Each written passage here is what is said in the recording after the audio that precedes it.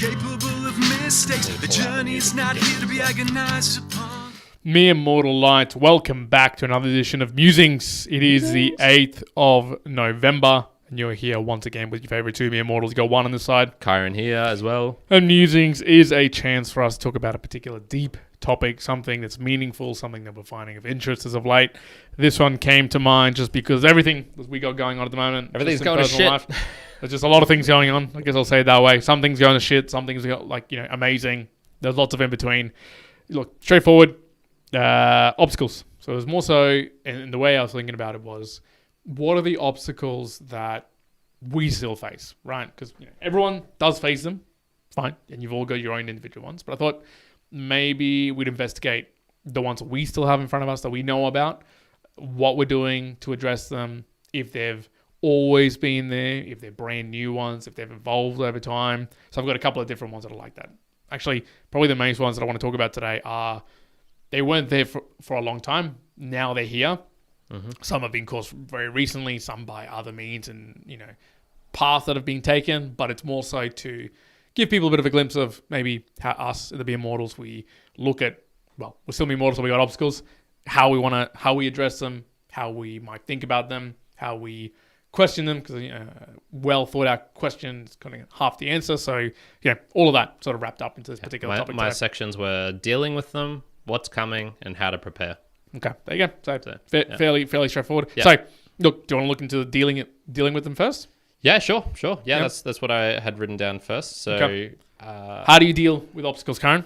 I had a couple of things that I wrote down here in terms of when I was just looking back at my life and the main problems, the main things that have come up for me personally, which are obviously different for everyone, mm-hmm. and how I faced them. And funnily enough, I think not facing them head on was actually some of the best ones that I've done. And so the way to imagine this, I think, for myself is, you look at a dam wall, you've seen the Hoover Dam, for example, mm-hmm. and it's just this sheer cliff face thing ahead of you. And you're mm-hmm. like, well, nothing could ever get up that. No animal could climb that sort of thing. And then I don't know if you've seen shots of the side of it where you can actually see I think it's like ibex or something like that. And they're kind of like hopping across it. The kind of goats, and they're just on this what you think is a sheer vertical face, and then when you see it on the side, it's like, oh no, it's pretty vertical for sure. But it's got some grooves in there. I'm not sure I'd want to try it just as a human.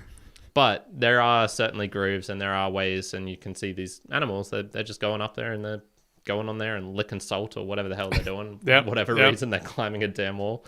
And I think that's just a good visual for, there's so many times in life where I've had a thing where it just seems like this massive face ahead of me, and if I was to try and chip away at it or attack it head on, it's kind of like, you know what, having a perspective from another side of it, maybe it's still really, really difficult, but it gives me confidence that, there is a path here. Okay. And that's probably one of the biggest things I think for an obstacle, and it's very just high level at the moment. I'm sure we'll bring it down to actual things that we've faced and dealt with soon enough. But there is just that aspect of, if it's too big, too impossible, too whatever, coming at it, not facing it head on, which is kind of almost opposite advice you hear sometimes of, you got to face it head on. You got to face adversity or whatever. It's like, what if I am sneaky and I come around the side and check it out? So that's one of the ways I've kind of dealt with them. I like that. I'll continue with the dam sort of analogy, and I'd say, I guess in the past, mine has been dealing with it head on, but I guess with different tool sets. And so one of the examples with the analogy of a dam, it would be, and I do this quite a bit, of kind of analyzing either how it's already been done before or how something has been achieved that I'm trying to achieve. So for the analogy for the Hoover, maybe looking at the blueprints of how it's already been done to perhaps understand, okay, well, what piece go next and what's the way to kind of get through it. So definitely that aspect of it. But then there's also the breaking down of it. So I guess your example of kind of looking into the side, I'd kind of go, okay, well, yes, if you look at it full on, at the completeness on it, sort of like the fullness of it, it's too much and you don't even know where to begin. But maybe starting at, okay, I'm going to start with the bottom left brick. Okay, if I can kind of assess, can I get past this? How do I get past this? What do I have to do? What's the action I've got to take? And then build up overall.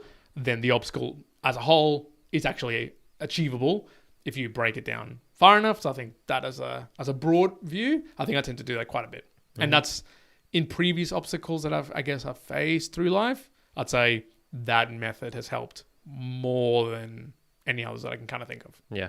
I was trying to come up with ones which aren't just the platitude cliches or a spin on what is standard advice for dealing with adversity or things that are really hard.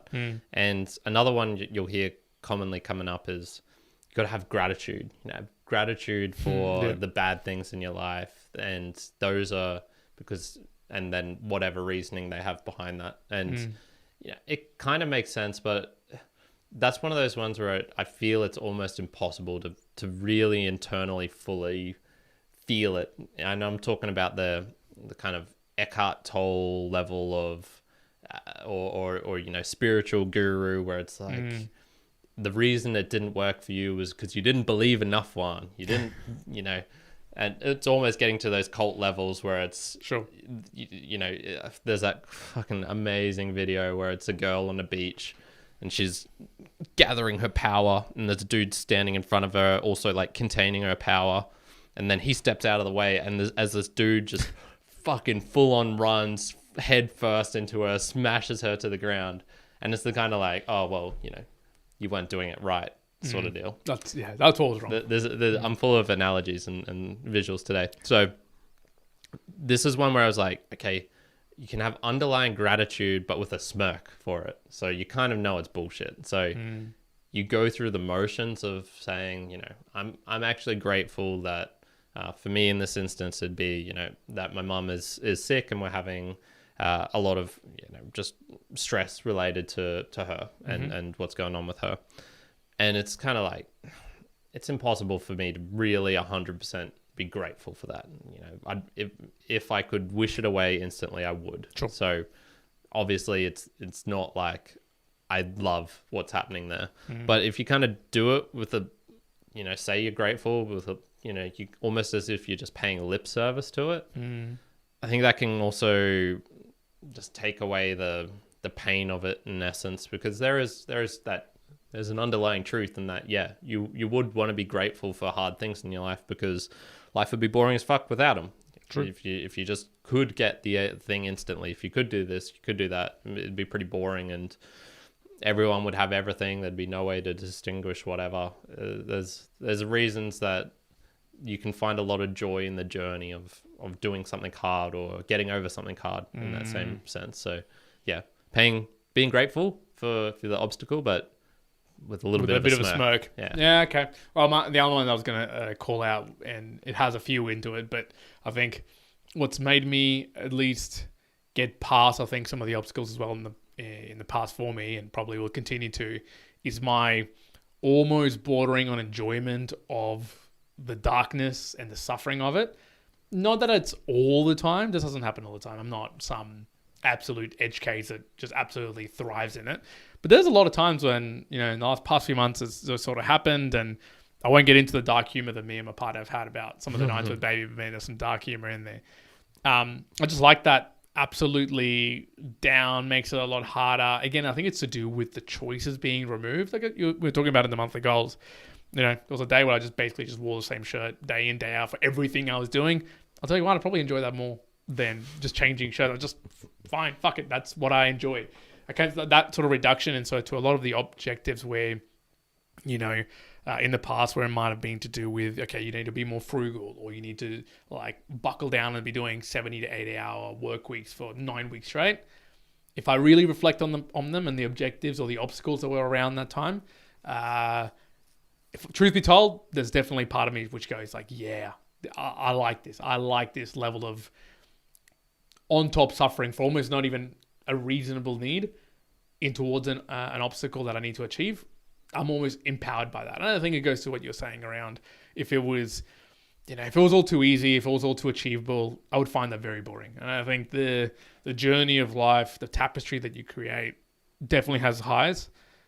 but there's low points of it to going past obstacles that I just tend to enjoy anyways. Like I find some real joy around that, and like there's no surprise to me. When I did Kokoda Challenge, yeah, it was difficult, but man, I like relished in a lot of the suffering in it. I was like, yeah, this is good. And I would replace every single day, like a boring day, over like some fucked up day like that. Just do it every day. I'd be like, cool, this is good. That's an obstacle that kind of like thrives. I thrive more in that than in a more cookie cutter type of day. Yeah, that's for sure. I was thinking, when I was thinking of these, I was mostly referring to obstacles which are, how would I say it, thrust upon you in essence, or it's the real big grand ones. Not saying that walking for, how long did you end up walking for? 35 hours. Yeah. Yep. Not saying that walking for 35 hours straight. We were talking like the really like some giant ones in life. Yeah, the ones which are, fuck up your entire year sort of deal. Those are the ones I'm definitely more referring to. But yeah, there is that aspect of, well, what makes a year memorable. We're talking about how I kind of lost 2021, 2022. Well, 2023 is going to be memorable for me in some good ways, and then also some bad ways, which are well, shit. The last one I had was the Serenity prayer. Do you know the Serenity prayer one? Do you know what that is? Is that like the Serenity Now one? No. Okay. No. So this is comes from a Christian background, I guess, and I've got it here.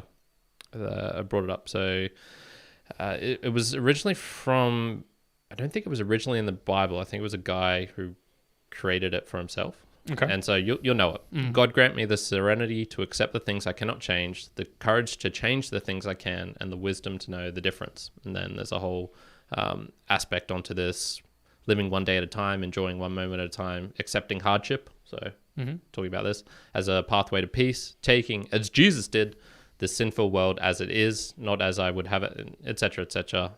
Ends with Amen by Reinhold Niebuhr. Okay. Sounds like a German name if I've ever heard one. And I think that's a really nice, I think it's pretty beautiful, to be honest. I think I first heard of it via Jordan Peterson, and it was like, damn, that's, if I look at the people in life who I'm guessing, you can only tell from external outside appearances. I remember this one guy when I was working out. This was during COVID, so in 2020, that was a memorable year. I was out working out in this random location, kind of away from everyone. Not sure if I was meant to be outside or not, whatever. And I saw this old guy, and he was crossing the road and kind of the car park where that was in front of me. And he was just bent over. He was hunched over, almost looked like he had a hunchback. Probably took a good 30 centimeters off his height, just his physical posture. And just the way he was shuffling, the clothes he was in. It looked like a guy who'd kind of been beaten down by life. Like I would almost say that he was one of the poor souls who's probably a bit embittered. If I had to guess, I didn't know the guy, but just judging based on external stuff. And I kind of feel that the Serenity Prayer is a way of those hardships where you can't do anything. I can't do anything with my mom's illness. There's nothing that I can do which is going to make it better. I can do things that will make it not worse, but in the long-term outcome, there's nothing I can do. And this is where I think the Serenity Prayer comes in. It's like, okay, just accept the things that you can't have, and whether you need to draw from a higher power from that. I don't particularly myself, but I think that's important to, for one of my life goals is just to not become embittered. It's kind of like stay sane, not come out of life at the end of life being like, that wasn't worth it. Fuck this. Yeah. And I think the Serenity Prayer is kind of like the Serenity Prayer is if you can find serenity, it's like a checkpoint along the way of not getting to that. You can kind of just chill out here and not go further along beyond the bitterness. Okay. Yeah, I like that. Yeah. Okay. What else do you want to talk about? Find be more serene in life, folks. Yeah, I like that. Look, I didn't have more in terms of, I guess, how we've dealt with them or things we're dealing with them. But I thought we'd probably just tackle maybe of the current ones. current ones, or just what are the obstacles that still now present in our way, be it because you know they're there or they've sprung up on you recently, and I guess how we're kind of tackling or trying to deal with them. Because who was I listening to? I think it was Chris Williamson.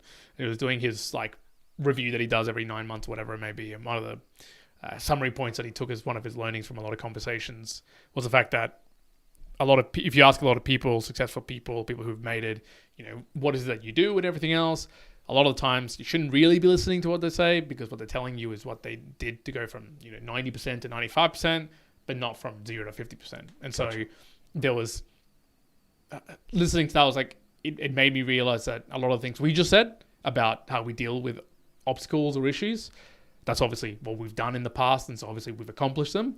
And I wanted to see whether we could present some current obstacles, and whether those existing principles were things that we were going to directly apply, or do we go, oh, maybe it doesn't in the actual face of an problem now or an obstacle now.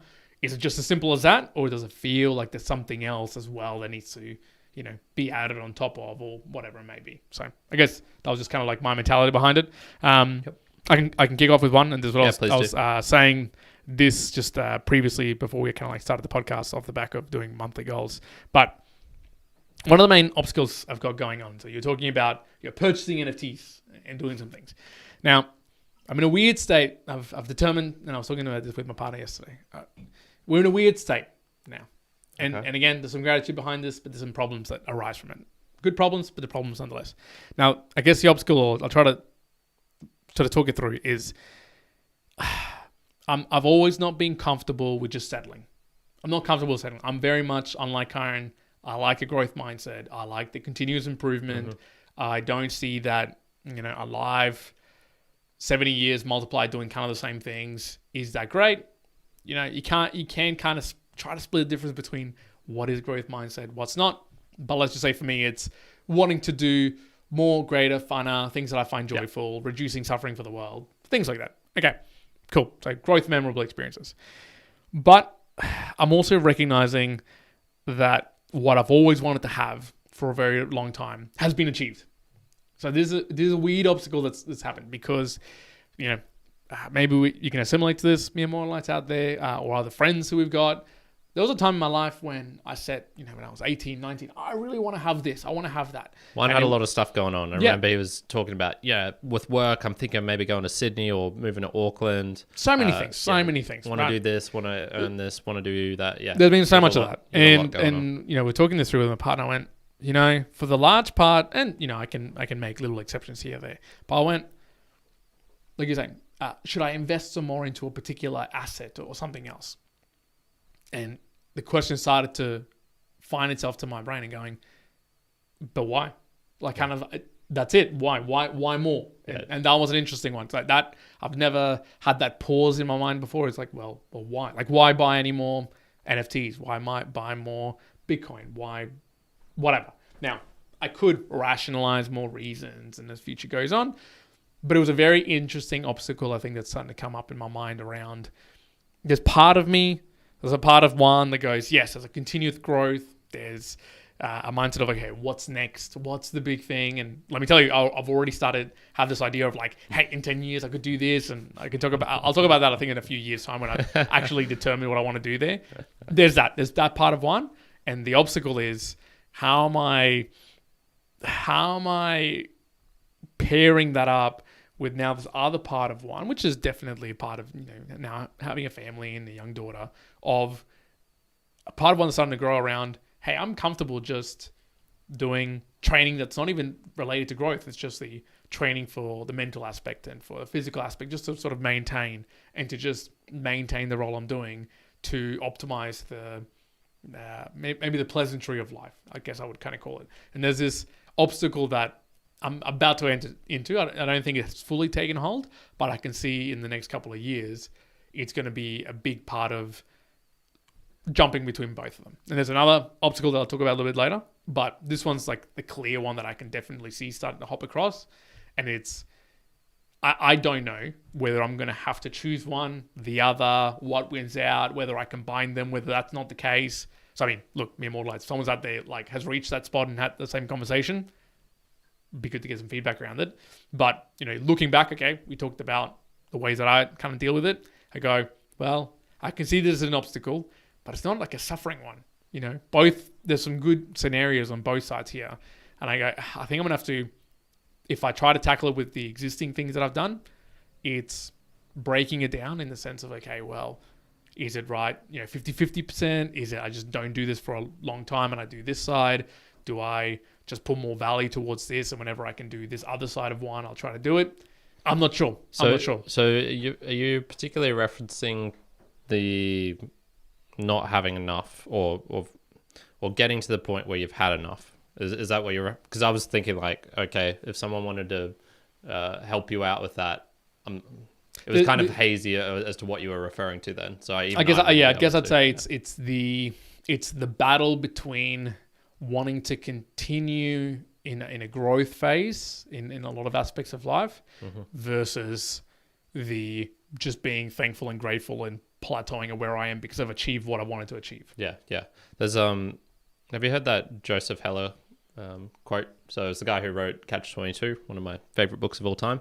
And he was at this party for just rich people things. I'll cut it short then. Basically, he was at this party of like this rich banker, let's just say into the hundreds of millions, if not billions range. And some guy was asking him, like, Joseph, what do you think of like this and this whole scenario where we're in now? Like, don't you envy this guy? And he's like, nah, not really. Because I've got one thing that he can never have, and because this guy had everything, the women, he had the house, he had the toys, he had whatever, and the other person's like, oh, what's that? He's like, enough. I've got enough, which is in reference to this dude has so much shit. He's, he wants to have everything, but there's a point where you can't reach everything, and if you try and reach everything, there's other people who are also doing that, and one of you is going to win. And sure, you can be the top billionaire, the top richest person in the world for a while, and then you're not going to be. Yeah. Okay. Maybe in saying it like that's, I guess the obstacle at the moment is the battle between enough and continuous improvement. And I don't know if they have to be battling, and I guess that's the obstacle that I'm unaware of, because you can just say, it's enough. Like, that's it. You're happy with what you have and then just maintain everything. Part of me kind of rejects that. And I'm like, no, I don't want that. But I also don't want the extreme where it's like, I've got to be top one powerlifter, top one, whatever. I don't want that either. So I kind of go, well, kind of have both. And then that's the obstacle. That's the obstacle. I don't know if it's an illusion. I don't know if it's a reality, if it's a, mythic that I can do such a thing. I don't know. Yeah. And I think that's one of those that's going to probably start being things that I tackle through monthly goals or breaking it down. That's the way I'm going to have to sort of attempt to break it down. And I'll see how it goes. Just some more clear examples of exactly what you're battling with in terms of enough or too much. Well, I might actually, I'll bring up another one, because it's, now that I'm thinking it through, it's kind of related. And so I might as well just throw it in there. Cool. So I heard this thing it was from Ryan Holiday. It was like a little reel that I saw the other day. And he was saying, work, family, and scene. You can only pick two to be exceptional at. That's it. That's the reality of life. Work, family, and scene. And I was like, what scene? What does it mean by scene? He didn't specifically explain it, but the way that I've intended it to take it is... Wait, S-C-E-N? S-C-E-N-E. Okay, so it's in like a scene. So you'd be like, is it nightlife? Is it a Bitcoin networking? Is it gym? Is it whatever? So I kind of take, okay, fair. Let's say fitness might be a thing, or podcasting or something like that. So I went, okay, if I look at it that way as well, then I guess this is where this also comes through, where it's the obstacle of, honestly, if you ask me, no, I want all three to be exceptional. And hearing that from Ryan Holiday, and look, I've seen it in some other formats and different people. My default challenge is no, I can be exceptional all three, but there's enough people out there like, that's not a reality. Like, that's not going to happen. You're not going to do that. Basically, choose two of those, be exceptional at them, and be prepared that the third one is either going to be just just flatline or it's going to deteriorate, and that's the reality of life. And so maybe it's a conversation of that enough / that obstacle in my mind of, no, I think I can do that, but it not being the case. And maybe even deeper, I'm probably not prepared to really mentally like tick it off and say, okay, yes, I'm actually choosing this one. I'm not going to no longer progress or make it harder or whatever it may be. So, there's some parts of me that's starting to do that, but I just don't think I've gotten there yet. And I'd say probably that's the obstacle that I'm either delaying or it's starting to creep up. And yes, it's, something that I'm grateful that it's starting to become this way, that it's not, out of desperation that I'm having to choose it. It's now just okay, enough feels like it's been met. Is that where it stops, or do I have to do more? So it's a bit of a conundrum. And again, how I deal with it, I think it's going to be monthly goals and really looking more at that like soul aspect that I've got in terms of, deeds over words, and looking more towards like relationships and what I actually want to be doing. But it's a complex obstacle enough that I just don't even know realistically how I'm going to break it down just yet. Gotcha. The obstacle is the way. Obstacle is the way, folks. Obstacle is the way. Now, give me one of yours, and then we'll go into some Boostagrams. All right. So, look, I didn't have too many, to be honest. There's only really one that I wrote down, and then I've got some thoughts on why there's only really one. Okay.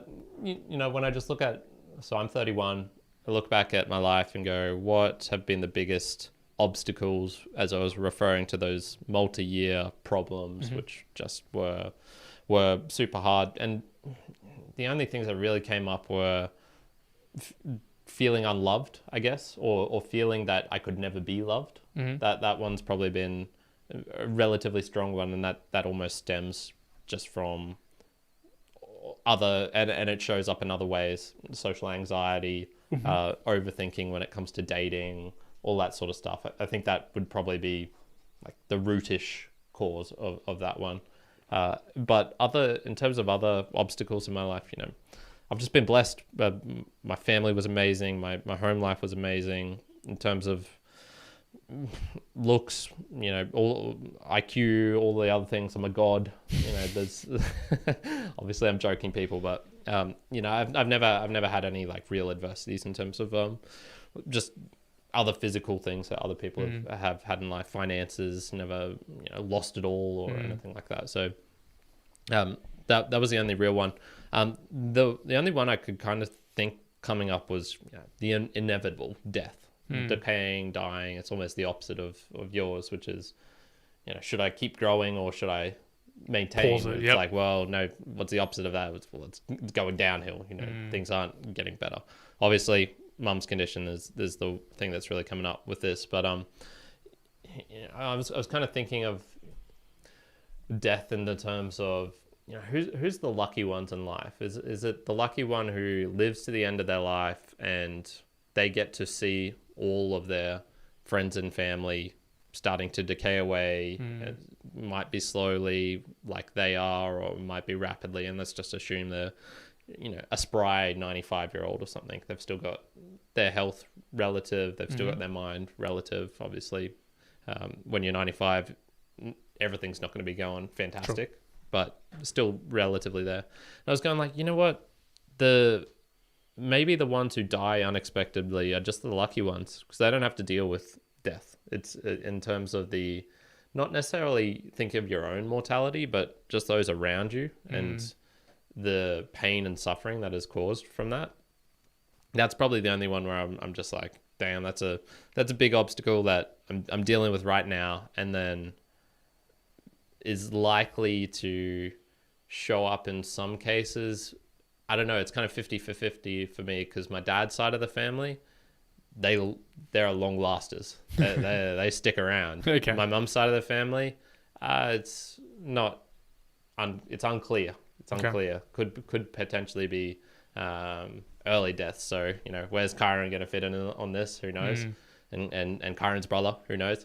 So it was just like, just death, dying, the process of dealing with loved ones passing away. Like that's going to be the biggest obstacle for everyone. And maybe not. You could be one of the lucky ones who passes away sooner. So it's almost like you know what? The unexpected deaths. You didn't have to deal with it. You died. Yeah. I mean, you could be a 25-year-old prime of your life, never had to really deal with anything bad. I'm thinking like James Dean sort of age, maybe. And then pass away and then young. just pass away, and then it's like, well, you know what? For their 25 years of life, they had a pretty sweet gig of it, you know. So that's the only real main one I kind of see coming up. Obviously, there's family, there's finances. You can find obstacles with anything, and it would be particularly related to you. But that's probably the most broad, general one that I imagine happens to most people. And then after the Boostagram Lounge, I'll bring up maybe some thoughts around why I think that's probably the only real main one worth talking about. Okay, cool. All right, well, let's go into the Boostagram Lounge as you called it out. I'm going to bring this up. Boostagram Lounge is a chance for us to say thank you to people who are both streaming and sending through specifically the Boostagram some messages attached with Satoshis attached. People who send through a Boostagram, obviously we are reading them out in the 7 o'clock live sessions here in Musings. It obviously, fills up a big section of the podcast, which is awesome, but it's the best way for us to, see the support coming back through its value being returned to us through the value that we are sending out to the world. So, let's get on to the Boostagrams. Now I'm going to go all the way back to... So you need to go back to the 7th. Oh, sorry, the 7th, the 1st. The 1st, correct. At about 8 p.m. Beautiful. All right, well, of course, we've got the Dave Jones, dependable Dave Jones with a weekly boost for the Be Immortalized Nation, 12,112 sats and using Cron. So he's been really sick recently, and his nickname is Tiny Tim. Tiny Tim. Yeah. Why Tiny Tim? I think Tiny Tim's in a Oscar something book, or maybe it's Charles Dickens' book. And it's this tiny little Tim who's a child who's got a crutch, and he's on crutches, and he's like just hobbling around because he's barely surviving. He's like pneumonia, tuberculosis. He's got all these things. And Dave, you got some obstacles, mate. Yeah, go get better. Dave does. Yeah, I do hope you're feeling better, Dave. There you go. But once again, thank you for sending through that. Of course, using Cron. Then we got Shutosha. Not sure. Shutosha. V for V is also a great way to promote your show. The best way to circumvent Spotify and YouTube artificial algorithms. It will open up a great option for professional podcasters and music artists who promote certain corporates based on their internal values as well as branding. That's 250 sats and using Fountain. Awesome. Thank you, Shutosha. Thank you very much. Appreciate it. We've gone from Balderdash Boys. Good episode, mates. Reminds me of the Oscar Wilde saying, everything in moderation, including moderation. Cheers. Sir Wes. That's 6,334 sats using Fountain. I've got an Oscar Wilde book right in my room at the moment, so hopefully reading some of his stories / poetry soon. Very nice. But yeah, thank you. Thank you, Wes. I've got one here from... Great show. The Beer Bourbon and Balderdash. Balderdash. Yeah. We've got one from BTCessex. Yep. Ace. 210 sats and using Fountain. Yeah, so I think that might be Aaron from the Salonomics podcast. I could be getting that wrong, but he was hanging around he was right at the start. He was one of the first people to boost us, actually. Okay, awesome. He was right there. And I think that might be him, but if not, yes, Ace. It was an Ace episode. Adam's the best. Absolutely. Then you got Oysteinberge. Mm-hmm. Adam is a true pioneer. Great episode. Yes. 7,777 sats. Thank you. Sent using Fountain. Oysteinberge. Then we got one from Sircussmedia. Boost. 1, 2, 3, 4, 5 sats. Sent using Fountain. Whoa. Big old boost. Thank you very much. We got one from McCormick. Keep your heart open. Lots of love hearts. Time for some Bob Dylan. 10,000 sats. Sent using Fountain. Now, that's probably off the back of the little one that you sort of put together about bad news and good news. Yes, correct. So that, just for those who didn't tune in, that was just a mini episode, like 6-7 minutes long. Not even an episode, just an update of just why we're going back to one show a week for the foreseeable future, probably the next 2 months, I'd say. Yeah, I'd say so. Yeah. We've got another one from the Tone Wrecker. Connections worldwide remain always understandable to prioritize family. 1,001 sats and using Fountain. Thank you, Tony. I sent through a little small one here, 100 sats. I just sent that as a timely update. Life indeed finds ways to keep us challenged with new obstacles at every corner. That's a little one sent through with Fountain. When did you send that? So just for those at home, so we've been using Satoshi Stream since almost the beginning for getting boostergrams into our Discord, but there's always been like problems with like, we miss one every now and then. It goes down. It doesn't work. So Sure. I've now managed to set it up so that Albie will send us an email every time we get a boostergram. I did see that. Yep. I was just looking through that there, and I couldn't see your one in there. So I'm just wondering why. Interesting. Why that one didn't get picked up with Albie? Maybe because it was too low on sats. No, that shouldn't make sense. Yeah. Well, but anyway, between the two of them, hopefully we'll. No. So as it was sent at about 4 a.m. Yeah. Just didn't come in. That's all right. So as you're reading through, I'm like checking. Just to see if we didn't miss any. Correct, Good call out. We got one from Peter. Life is short. You guys have given us, all our supporters, so much over the years, and we thank you for that. But family always comes first. 25,000 sats sent using Fountain. Another baller! Woo! But yes, thank you, Peter. Thank you, Peter. You've you were very instrumental in our journey of value for value. I don't know if we would have continued on, if we'd be in the same place, have done it as we have without your support. So you're very, very special to us, Peter. Thank you for that, mate. Appreciate it. Balderdash Boys, another appearance. Sorry to hear about your mum, Karen. I lost my mum in January, and it's been hard for me and my family. It's okay to grieve and give yourself lots of grace. Praying for you and your family.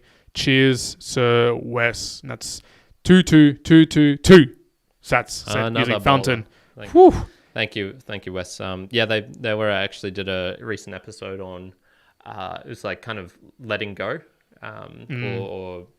it was letting go of things. It was actually nice timing with us doing a podcast on hardships, and so it's a nice little compliment to that. I can't remember what episode that was. It was in the 70s, something like that, and it was nice. It was really funny as well. So he had on his German neighbor because his normal co-host was away. And it's so crazy where this dude's English was really, really good. And yet there's just some things where it's like, oh, that's such a German way of saying that word. Like if he was saying situation, it'd be like Situation or something like that. It was just really noticeable. I was like, damn, is this what I sound like? Or have I... Do you know who Toto Wolff is? No. From Formula One? Toto Wolff is the head of Mercedes, and I think part owner of Mercedes AMG Petronas team. And he talks English really good, but I know exactly what you're talking about because German just pronounces. He gets really pronounced on a particular word, and it's like, whoa, okay, there's a German. It's just a couple of words, right? They'll be almost impeccable, and then just throw something out. Bam, the accent hits. It is strange. It is strange. But yeah, thanks for that, Wes. And I hope your German neighbor Max had fun doing the podcast. It sounded like they did. And then the last one here from Borsen Gelaber. All the best for you and your mum, Karen. Keep your head up and stay positive. Greetings to Brisbane, Thomas. Yes, I know why. I think I set 1,000 sat limit on the Albie. Gotcha. And that was 112 sats using Fountain. Yeah, so I think that would be beneath that. So thank you, Borsen Gelaber. Another German. He always starts off his episodes with the Hallo und welcome ein neuen Episode or ein neuen Folge der Borsen Gelaber.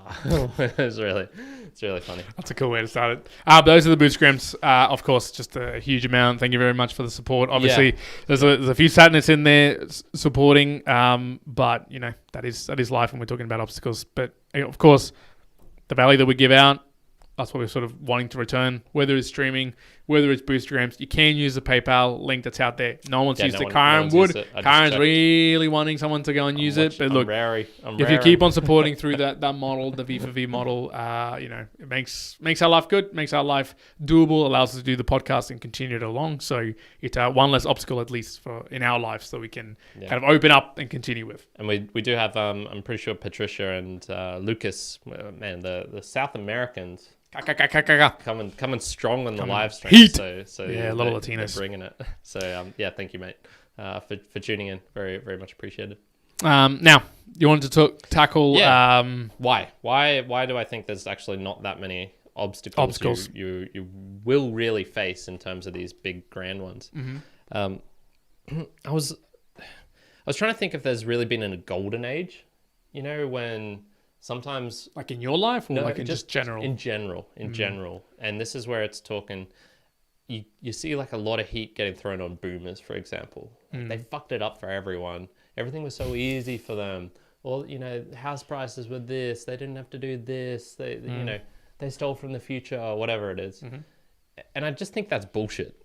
I don't think there's any period in life where a lot of people, the majority of people, honestly anyone apart from those who died young, had a life without hardships, of zero obstacles, of it's just so easy for them. They could buy, you could support a single family on one income and buy a house and fucking 3 houses and all this sort of shit. I just do not think there's ever been a golden age where everything has just gone swimmingly for a person or a generation. What do you reckon? Is that... Well, I think there's a separation between exact examples and the average of life in its generality. So I think you can make a really good claim and you can put some numbers as to why boomers had a better opportunity to buy properties. So I don't think you could, if you're looking at the numbers, you can make a good case as to why it was better. But then, you're talking about obstacles in its generality. There was a lot of other obstacles in their life that we just don't have. And that could just be, communicating with family if you live in different places, right? It's just completely different. So yes, there's some aspects of it which we are, maybe have worse or a much harder time as an obstacle. But in other ways, we're just absolutely fortunate that we can, connect with someone on the other side of the world very, very easily. Whereas, for boomers and beyond, that wasn't the case. Like, you're fucked. If you move away from a country, well, I know this very well. With my family members, we moved from one country to another at around that time. There was no connecting with people before back. social media. We had a lot of family around the time die. And we were just like, well, we're fucked. Like, that's it. We just can't even connect with them. Just kind of like grieve on our own here. So it was like there wasn't any type of connection in that front, which makes it hard. People would be like, oh, you had social media, 50 years time or something. It's like, oh, they had social media. They could connect with anyone. And it's like, my family members dead. There'll be a lot of shit, man. Social media really helped me connect with them. There'll be plenty of that. So I think you can create it's the obstacles in its all varieties will be independent of the existence of humanity. Like, there's going to be obstacles no matter what. You want to go all the way back, all the way forward into the future. What's that other saying? Like, suffering will fill up whatever space that you give it. If you're extremely rich or extremely impoverished, it's going to fill up in the in the same sort of It's going to fill whatever the space you allow. Sure, someone's going to have much bigger space for that suffering, but it gets distributed, right? Like, if you absolutely down in the dumps living by the street, you're probably not going to give a shit if someone gives you a steak and it's between medium and medium rare. But if you're super rich and you have everything your way and you get medium to medium rare, that's going to really suck. It's really going to annoy you. Someone who doesn't have much, they couldn't give 2 shits. So obstacles and issues differ in all those values. You put it in a great way. I'm not trying to say that there was no social forces, economic forces that didn't make a certain time a perhaps more equitable or easier in one respect. But then those boomers, I'm sure there's plenty of them who got wrecked with trying to keep up with the Joneses. There's so much money that's flowing around. Jones over here, he's got a bigger house and his wife just got a boob job or whatever, and then trying to keep up with that. I bet there's been plenty of people who've just been ruined by that. For sure. Just gotten flat-roaded.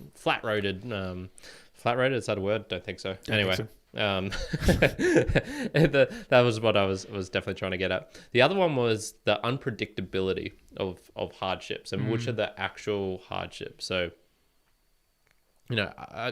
7 years ago when Mum got the diagnosis, I tried to imagine probably about roughly this time what it would be like. What would we be doing? How would life look like? What are the sort of moments that we'd be having together or not having together? And I just could not be creative enough to say what, some of the real hard moments I've had over this last couple of weeks. There's just no way I could imagine what that really felt like and how I'd be afterwards. Sure. So there's that kind of unpredictability aspect where I don't know if you can prepare for, and funnily enough, I've got the next section is how to prepare, but I think you can prepare. Yes, prepare. There is preparation to get there's to a certain extent. And so, Venezuelans in 2006 or 2003, whenever they were going through their, rich oil, we're top of the world, everyone gets pensions, everyone gets everything. sort of deal, I don't know if they could really foresee the hardships of the last decade of just how hyperinflation and what that does to a country. It fucks it up real bad and hurts so many people. Benefits a few though. Benefits a few. I don't know if they could. How would I put that? Like, know that's going to come. I think it's just too unpredictable. Same for Ukrainians. I was going to say this last year or two, but honestly, Ukraine, it sounds like it's had a pretty shit time for the last millennia or century. So long time. Yeah, for them maybe it's different. Everyone for COVID. COVID was a huge hardship for that compound. For the 5 different reasons, it fucked up your business, potentially fucked up your health, fucked up your mental health of staying inside all the time, of not being able to do the normal things that you find joy in life. How could you prepare for the hardship of 8 hardships all at the same time? That sort of deal. So yeah, that was just where I was going. That's kind of why I'm not listing out what I think is going to come up, because I just don't really know. The biggest problem I could ever face in my life is potentially the death of a child, but it's like, well, I got to find a girl first. That's like the main.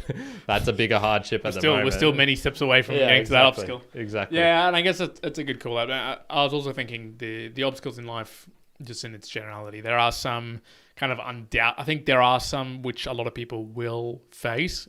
Well, no, let me say it this way. I think there's a lot of obstacles in life that everyone will face.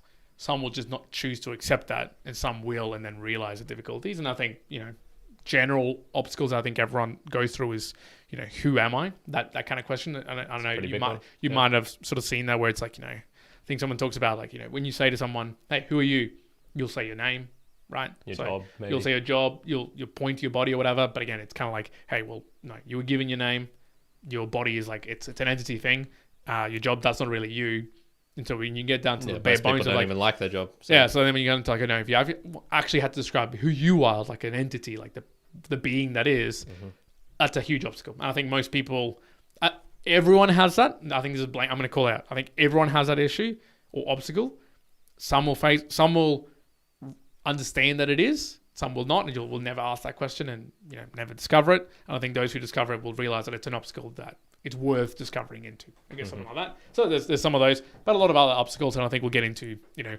Can you do anything to fend off the obstacles to come? How can you prepare for some of the ones we have talked about, and also what might be coming up? Yeah, look, mine's an easy one. Mine's a simple one. This is exactly how one deals with like this sort of things. It's just continuously putting myself in more sucky, more suffering, like conscious, forced, in my control suffering. Yeah. So when the uncontrolled suffering pops up in the form of obstacles, I kind of have done some virtue of, not the exactness of what happens, but I'm in the ballpark of recognizing problems and issues and the like, and go, okay, cool, well, no, this is not the same obstacle, but something like this else happened. Case in point, last week, I got a call yesterday. Yep. Someone that I used to work with, kind of fairly close, died. Cool. Yeah. Died. They had a problem with some of the mental health, got to drinking, dead. Damn. Now, I went, hey, I kind of know ways to kind of deal with this in the past in terms of the emotions and the feelings around it. For me, I know a pretty foolproof way, exercise. Why? It's just, for me, it's like, it's an easy way to just, hey, you're thinking about a particular thing, it's just going to sit in the mind, you're going to be thinking about it, cool. Get some exercise, just, you basically, for myself, puts me out of my body basically in that regard, gets me more into rational thinking, not so emotional. I was able to do that, puts me in more like centered state of mind, rationalize it, think it through, cool, we can get going. Now, that doesn't mean you don't feel anything or anything like that, but I think there is ways that you can prepare yourself for a lot of things that potentially will come and will happen, and going, okay, it won't be exactly the same. Obviously, you don't simulate, like, let's practice in killing my friend just to see like when this will happen. But there is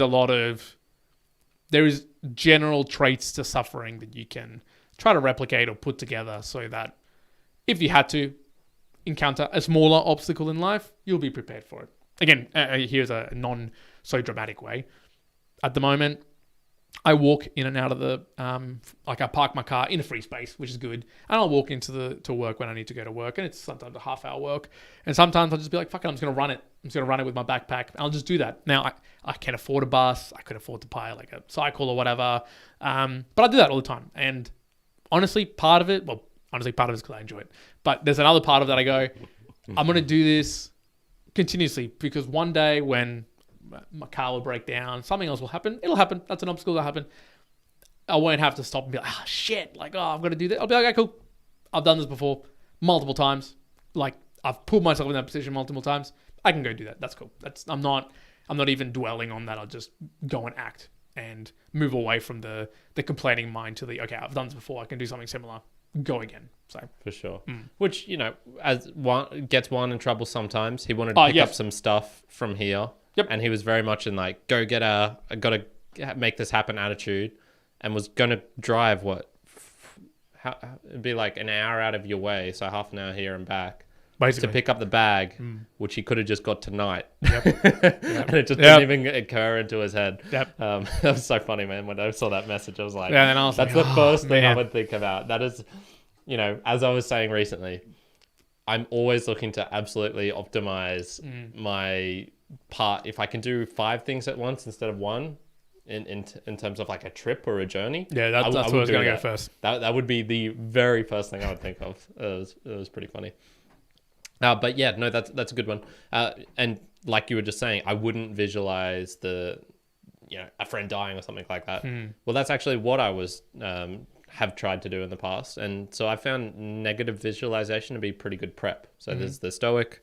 I've talked about this many times, but essentially you prepare for hardship, not having to physically do it like Juan seems to be doing a lot of the time, but mentally trying to imagine.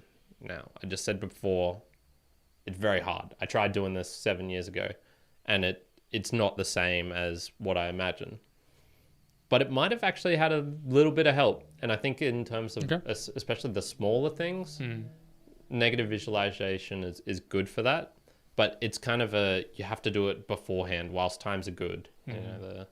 I don't know, squirreling away the nuts when it's good times, springs out and all that sort of thing.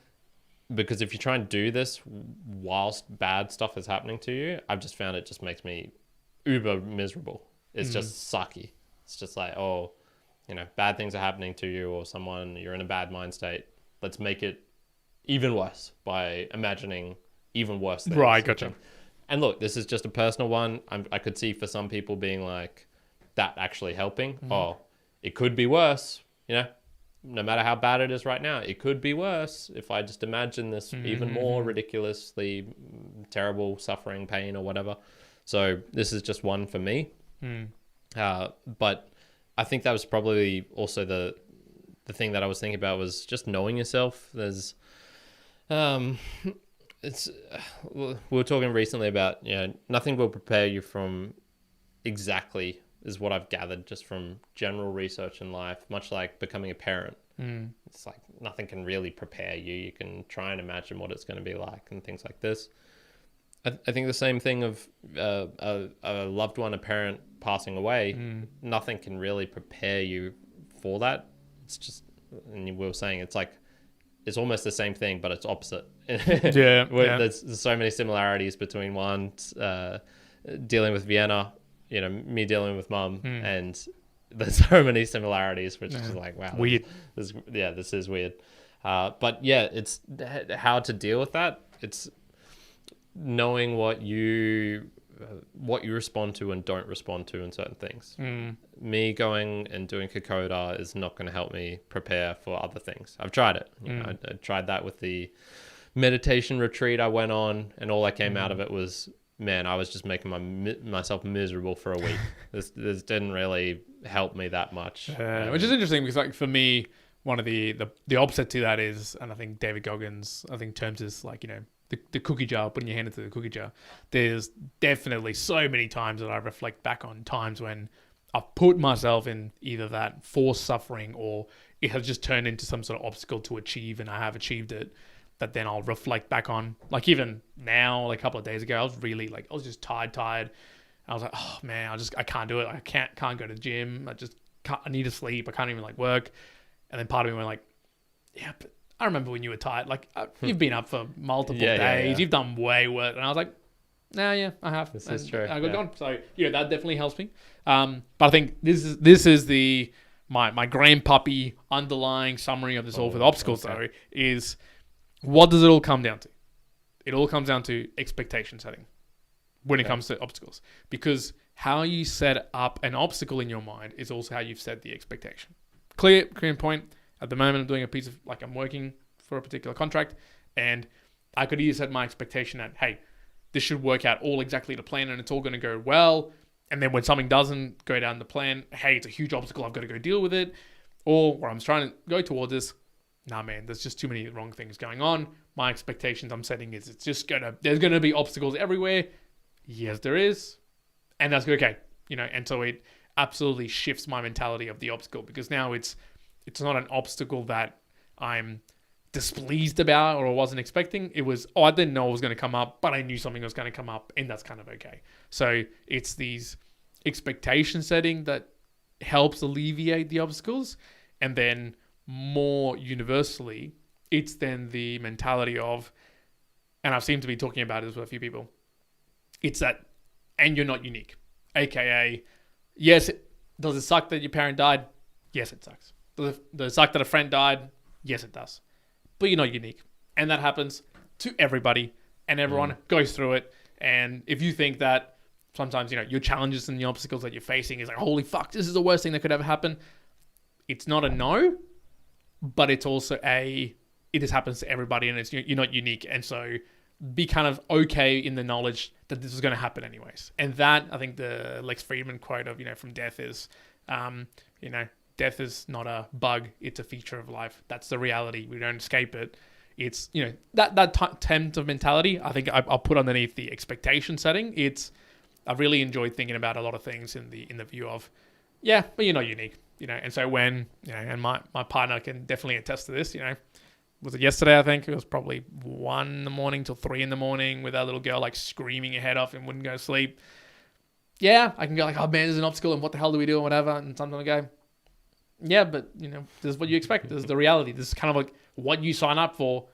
This is not unique to us. This happens to everybody. Obviously, it's a different extent of time and whatnot, but it is what it is. You have to deal with it. That's just the dealing with it of being the reality of life. So I think a lot of that is just the expectation setting with obstacles. It's a funny tension you brought up there, which is what gets a paradox, my almost favorite word.